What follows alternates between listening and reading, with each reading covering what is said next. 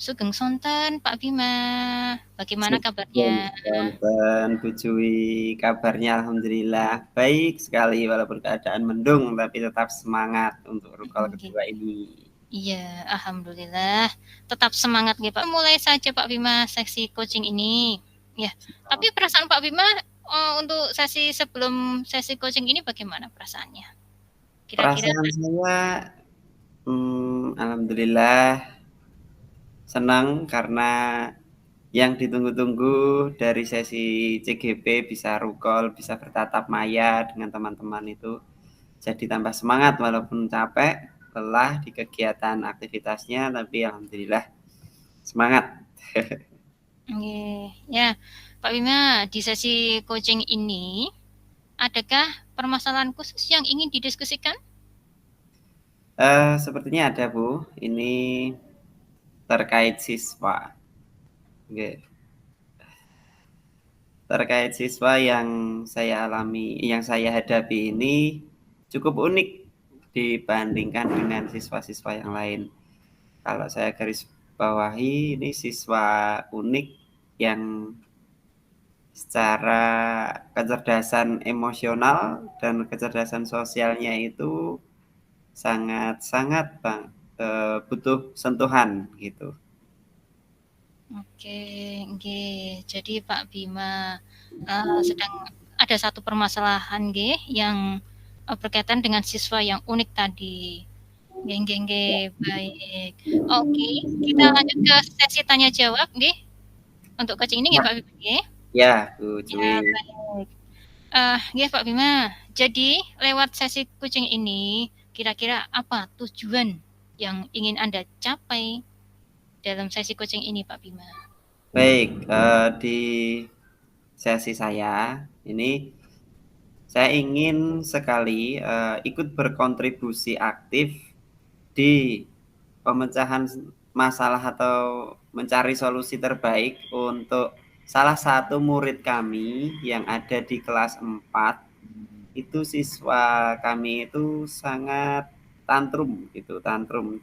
Dalam arti tantrum itu secara sosial, emosional itu belum bisa mengendalikan. Dan khususnya itu di pelajaran saya, saat jam PJOK, anak tersebut itu selalu lari, tidak pernah ikut pelajaran saya atau pergi dari pelajaran saya. Kan saya bingung nih, nggak bisa nilai, tapi juga harus ada catatan nilainya karena emang tuntutannya seperti itu kan Bu.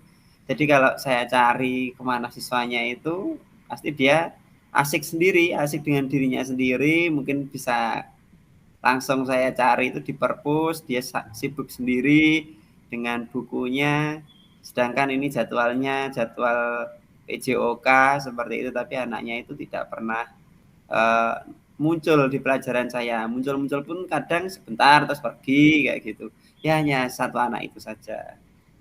Oke, baik baik. Nggih Pak Bima, tadi Pak Bima ingin berkontribusi aktif nggih untuk siswa ini, nggih. Baik itu, apa namanya, tujuan yang mulia Pak Bima, nggih. Itu, sebagai guru kita harus seperti itu memang ya. Nah, definisi berkontribusi aktif itu seperti apa nggih Pak Bima? Nah, menurut Pak Bima. Kontribusi aktifnya itu kebetulan kan saya ngajar di SD itu di jenjang kelas 2, 4, dan 5. Nah, kasus ini itu tuh ada di kelas 4 yang kebetulan juga tanggung jawab saya sebagai guru mapel di situ. Nah, kontribusi aktif yang saya harapkan itu, si anak ini karena pembelajaran PJOK itu bagian integral dari semua pelajaran yang mana sangat sekali dibutuhkan seluruh siswa dalam pengembangan sosialnya. Harapan saya itu, saya ingin anak ini sadar dalam hal sosial. Jadi, gimana caranya anak ini mau untuk berinteraksi sosial dengan temannya, gitu. Nah, akhir-akhir ini yang saya lihat, anak itu tantrum karena nilai tidak sesuai. Dia menyobek buku, banting pintu, ngumpet di dapur, buang sampah, tong sampah itu disebar seperti itu. Dan lebih parahnya lagi, Kalau jam-jam pelajaran saya yang pokoknya melibatkan banyak orang seperti itu, yang tim gitu, itu tuh anak nggak pernah mau dan uh, pengennya itu asik dengan dirinya sendiri seperti itu. Tapi kalau pas pelajaran saya teori, maksudnya pe- pembelajaran PJOK yang lama di kelasnya, mungkin pas ujian dan seterusnya dia malah masuk. Tapi kalau pas pembelajaran di lapangan itu dia malah gak ada gitu. Yeah. Oke, oke, oke. Iya, berarti saya kalau boleh saya mau identifikasikan tadi, anak tersebut itu mungkin kurang sadar sosial atau mengisolasi diri, tidak ikut kegiatan PJUK di lapangan, misalkan malah dia di perpustakaan, kemudian Ya, dia kecewa dengan nilainya sampai obrak-abrik tadi ya sampah tadi dan sampah tadi. lain-lain. Oke. Nah, kalau Pak Bima sendiri menghadapi siswa yang tadi bersikap tantrum lah atau menyendiri di perpus itu apa yang sudah Pak Bima lakukan? Yang pernah saya lakukan Bu, ini yang akhir-akhir ini yang saya hadapi itu anak itu tidak sesuai ekspektasinya, nilainya itu jelek seperti itu. Nah, dia marah-marah dengan wali kelasnya sampai nyobek buku, masuk ke dapur, ngancing pintu dapur sekolah, dan selesai itu anak kalau alhamdulillahnya kalau dengar adzan tuh dia malah mandi, langsung keluar gitu. Dengar adzan dia langsung pergi ke masjid untuk ikut sholat, untuk ikut sholat jamaah. Nah, yang saya lakukan setelah sholat itu saya tanya, Mas, gimana perasaannya setelah sholat? Lebih tenang? Iya, lebih tenang, tapi sambil masih terseduh-seduh gitu. Terus kenapa tadi kok ya sempat saya diamkan dulu toh pas di dapur itu, nggak langsung ditanya ngapa-ngapa gitu. Nah, pas momen setelah sholat itu baru saya tanya. Nah, pas saya tanya pas setelah selesai sholat itu, tadi kenapa kok banting pintu, kok sampai ngancing di dapur? Gimana nanti kalau saya dimarahin ibu, nilai saya tidak baik, dia ekspektasinya itu nilai selalu sempurna seperti itu. Jadi apa ya namanya ya, bahasanya apa Bu, kalau nilainya pengen selalu sempurna, terus Perfeksionis ya Pak ya? perfeksionis ya. Nah, seperti itu, perfeksionis, nilai nggak boleh di bawah 100 dan harus nilai A kayak gitu. Nah, ini nanti gimana dimarahin ibu kayak gitu. Nah, pas di selesai sholat itu kebetulan ada beberapa anak yang lewat itu. Ustaz, besok jadi ada lomba nggak? Ya, insya Allah ada. Tapi tanggalnya belum tahu nih, pastinya tanggal berapa. Terus si anak yang habis tantrum tadi, karena salat di sebelah saya tanya, Mas, dia tanya dulu ke saya, Ustaz itu mau ada lomba apa toh? Lomba, saya langsung dengan cara laki-laki gitu, lomba yang harus bisa mengontrol emosinya, saya gitu. Lah seketika langsung langsung anak itu terdiam, terus uh, nunggu sebentar, terus liatin saya lama gitu. Mungkin langsung tertampar dengan kata-kata saya yang langsung majlub gitu ya. Nah, setelah selesai itu, anak itu langsung, kan itu pas hari Kamis ya, hari Kamis itu di tempat saya habis sholat zuhur itu istirahat, tidur siang sebentar gitu lah. Anak itu langsung menghindar dari saya, terus tidur di serambi musola gitu, serambi masjid tempat kami. Nah, selesai itu anak itu selesai istirahat siang, kok tiba-tiba nyari saya, cari perhatian. Tadi mah ada sampul enggak? Buat apa cari sampul? Buat nyampul buku yang tadi dirobek. Itu. Lah, saya ya nggak punya sampul toh Mas. Kalau mau cari sampul di perpustakaan mungkin ada. Kalau nggak di koperasi, saya gitu. Batin saya ini tadi tertampar dengan kata-kata saya, kok malah nyari-nyari lagi ke saya untuk mencari perhatian gitu.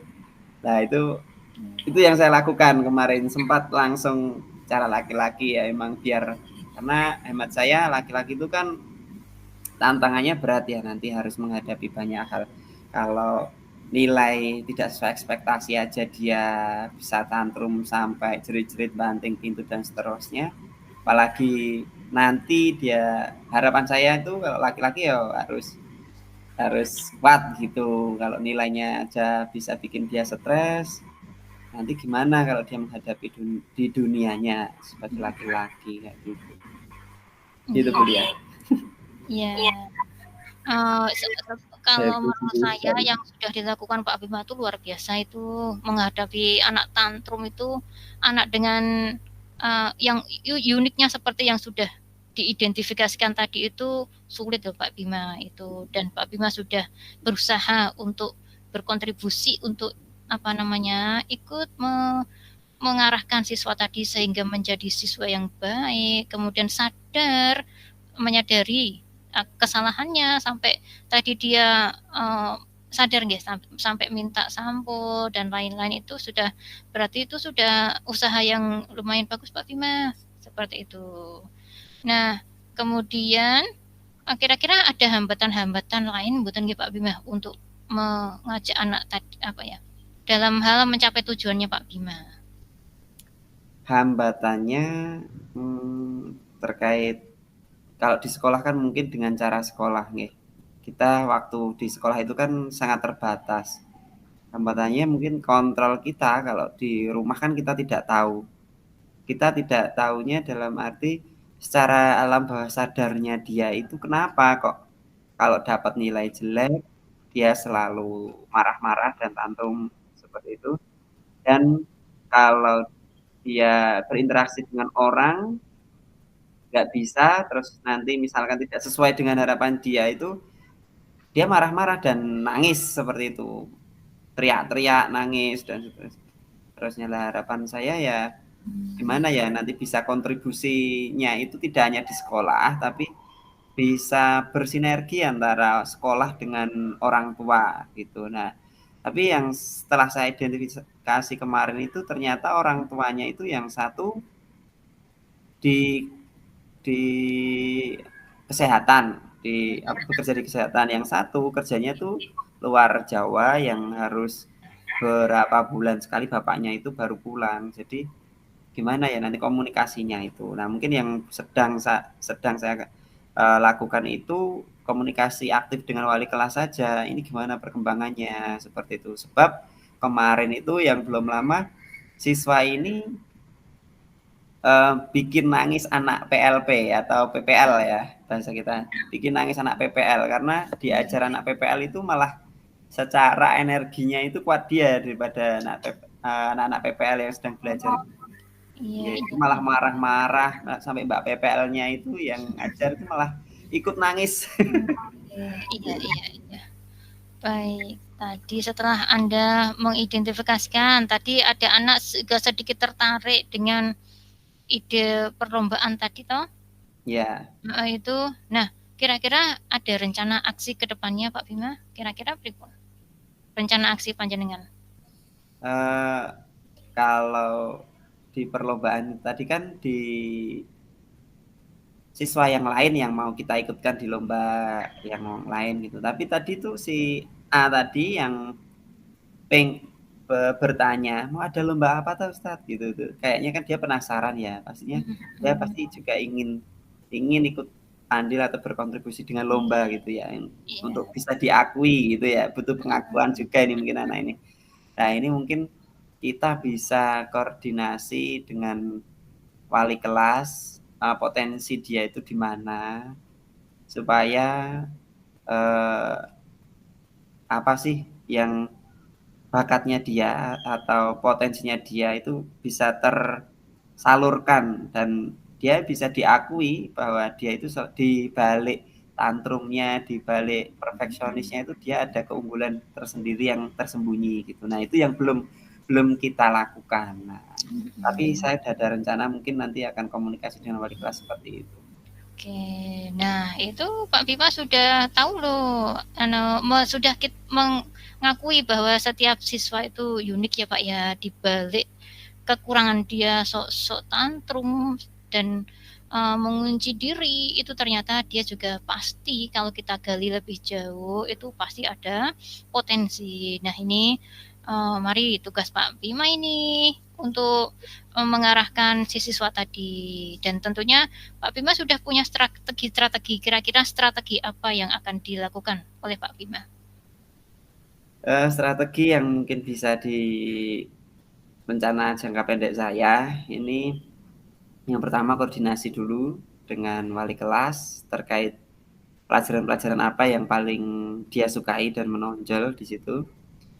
Berikutnya baru nanti, karena masalah ini masalah sosial dan emosional itu melibatkan orang tua, harapan saya strategi berikutnya wali kelas selalu aktif dalam mensadarkan orang tua juga terkait setiap anak itu, setiap individu itu punya bakat. Jadi orang tua jangan sampai minder kalau anaknya itu seperti itu. Bahkan kalau bisa ya diturunkan sedikit grade-nya, yang mungkin harapan saya itu orang tua mungkin agak memasang grade tinggi, harus sempurna mungkin, karena di balik alam bawah sadarnya dia tadi kok takut dimarahi ya, artinya dia kayaknya selalu ditarget nilai bagus ini. Nah, wali kelas untuk bisa buat konten-konten parenting terkait setiap anak itu unik, setiap anak itu berbakat, setiap anak itu berbeda, setiap anak itu ciptaan Allah yang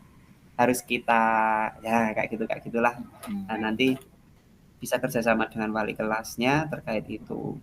Dan harapan saya, karena anak ini masih kelas 4, ya semoga nanti sampai tanggung jawab kita selesai di kelas 6, masalah sosial emosionalnya dia sudah selesai dan tidak tantrum lagi, seperti itu.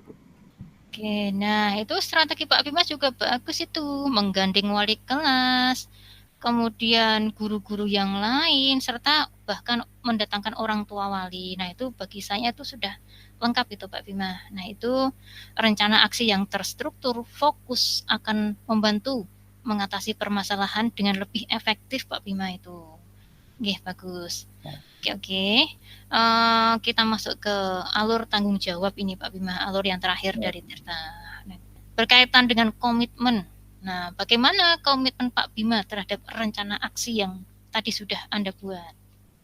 Komitmen saya, karena ini tadi sudah jadi niat ya, harapan dan niat saya harus istiqomah dan terus memantau perkembangan anak ini, karena tanggung jawab saya juga, karena saya sebagai guru PJOK yang melibatkan pembelajaran di luar kelas yang harus membersamai anak dalam sosial emosionalnya juga.